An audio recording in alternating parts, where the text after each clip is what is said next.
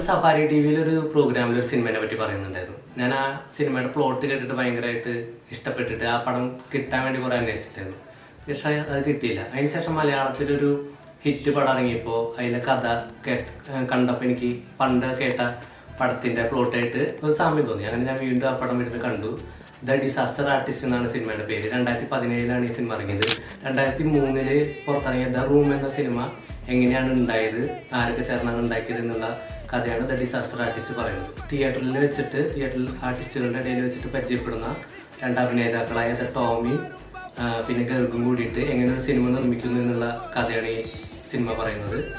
അപ്പോൾ സിനിമയുടെ ഒരു ബാക്ക് സ്റ്റോറിയൊക്കെ അറിയാൻ ഇഷ്ടപ്പെടുന്ന ആൾക്കാർക്ക് തീർച്ചയായിട്ടും കണ്ടിരിക്കാവുന്ന ഒരു പടമാണ് ദ ഡിസാസ്റ്റർ ആർട്ടിസ്റ്റ്. ഇതുപോലുള്ള മൂവി അപ്ഡേറ്റുകൾക്ക് ഞങ്ങളെ ഫോളോ ചെയ്യുക. കാലിക്കീസ്.